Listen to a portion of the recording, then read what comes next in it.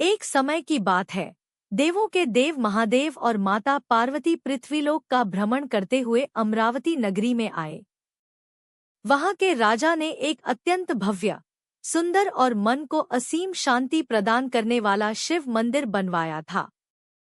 भ्रमण करते हुए शिव पार्वती जी भी उसी मंदिर में कुछ समय के लिए ठहर गए।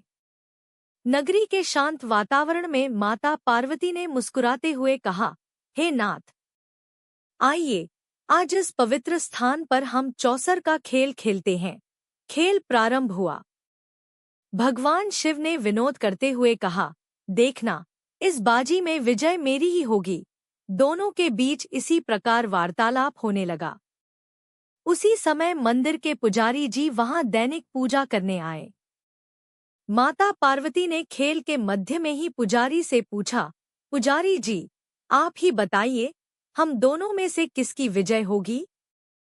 पुजारी जी ने बिना विचारे भगवान शिव का पक्ष लेते हुए कहा, इस खेल में महादेव के समान कोई दूसरा पारंगत नहीं है, इसलिए विजय महादेव की ही होगी। किंतु जब खेल समाप्त हुआ तो पासा पलट चुका था और विजय माता पार्वती की हुई। पुजारी के इस पक्षपात और असत्य वचनों से रुष्ट होकर माता पार्वती ने उसे श्राप दे दिया, तुमने सत्य का साथ नहीं दिया, इसलिए तुम इसी क्षण कुष्ठ रोग से पीड़ित हो जाओ। माता पार्वती के श्राप से पुजारी तुरंत कुष्ठ रोगी हो गया। कुछ समय पश्चात शिव पार्वती वहां से चले गए। पुजारी अपने इस रूप पर अत्यंत दुखी रहने लगा।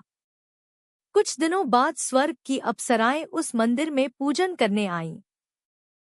पुजारी की दयनीय दशा देखकर उन्होंने इसका कारण पूछा। पुजारी ने दुखी मन से सारी बात सच-सच बता दी। अप्सराओं ने दया भाव से कहा, पुजारी जी, आप निराश मत होइए। आप पूर्ण नियम और श्रद्धा से 16 सोमवार का व्रत कीजिए। भोलेनाथ अत्यंत कृपालु हैं, वे आपकी पुकार सुनकर आपके सारे संकट दूर कर देंगे। पुजारी ने अप्सराओं से व्रत की पूरी विधि और उद्यापन का नियम समझ लिया। पुजारी ने पूरी श्रद्धा और नियमपूर्वक 16 सोमवार का व्रत रखा और अंत में उसका विधि विधान से उद्यापन किया। व्रत के चमत्कारी प्रभाव से पुजारी का रोग पूरी तरह ठीक हो गया और वह पहले जैसा सुंदर काया वाला हो गया। कुछ समय पश्चात जब भगवान शिव और माता पार्वती पुनः उस मंदिर में आए तो पुजारी को पूरी तरह स्वस्थ देखकर माता पार्वती चकित रह गईं। उन्होंने पूछा, पुजारी, मेरे दिए हुए श्राप से मुक्ति पाने के लिए तुमने कौन सा उपाय किया? पुजारी ने हाथ जोड़कर कहा, हे माता, अप्सराओं के बताए अनुसार मैंने 16 सोमवार का कठिन व्रत किया, जिसके प्रताप से महादेव ने मेरा यह कष्ट दूर कर दिया। यह सुनकर माता पार्वती के मन में भी इस व्रत के प्रति उत्सुकता जागी। उन्होंने भी 16 सोमवार का व्रत किया।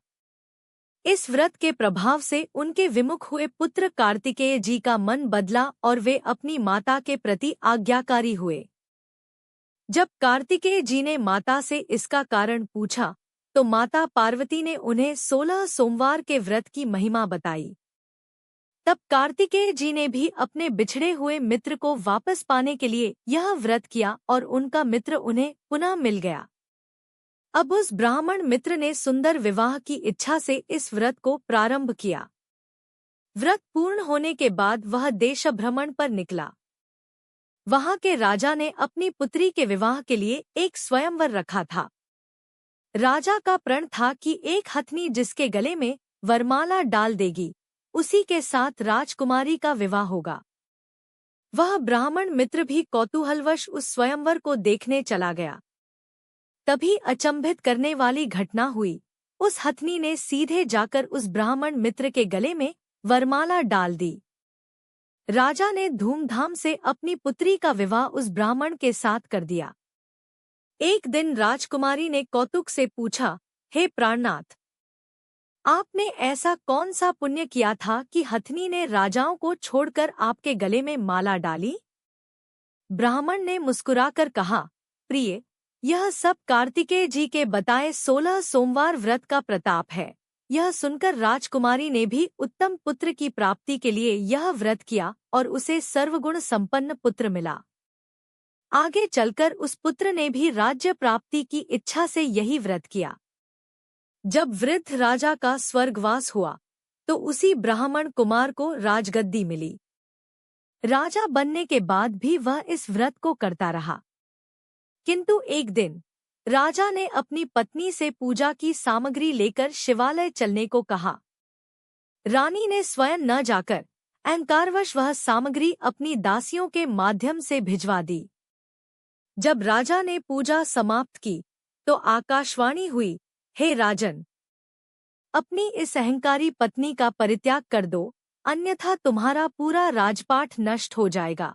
भगवान की आज्ञा मानकर राजा ने भारी मन से रानी को महल से निकाल दिया। रानी अपने भाग्य को कोसती हुई एक वृद्धा के पास कार्य मांगने गई। वृद्धा ने उसे सूत की गठरी बाजार में बेचने के लिए दी, किंतु मार्ग में भयंकर चक्रवात आंधी आया और वह गठरी उड़ गई।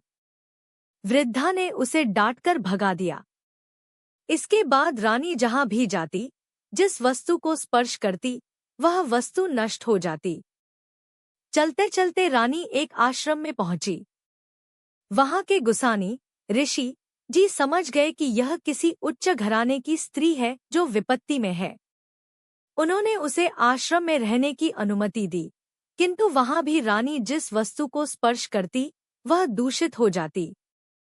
ऋषि ने ध्यान लगाकर पूछा, बेटी, किस देवता के अपराध के कारण तुम्हारी यह दशा हुई है? रानी ने रोते हुए बताया, महाराज, मैंने अपने पति की आज्ञा का उल्लंघन किया और शिवालय में पूजन के लिए नहीं गई। इसी पाप के कारण मुझे यह कष्ट भोगना पड़ रहा है। ऋषि ने उसे ढांढस बंधाया और कहा, पुत्री, तुम तुरंत 16 सोमवार का व्रत पूरे नियम से प्रारंभ करो। रानी ने ऐसा ही किया। व्रत के प्रभाव से राजा के मन में अपनी पत्नी के लिए पुनः प्रेम जागा। राजा ने अपने दूतों को उसकी खोज में भेजा। जब दूतों ने आश्रम में रानी को देखा तो राजा स्वयं वहां पहुंचे। उन्होंने ऋषि से क्षमा मांगी और रानी को ससम्मान वापस महल लेकर आए। इसके बाद राजा और रानी प्रतिवर्ष पूरी श्रद्धा से 16 सोमवार का व्रत करते रहे। उनका जीवन सुख समृद्धि से भर गया और अंत समय में उन्हें शिवलोक की प्राप्ति हुई।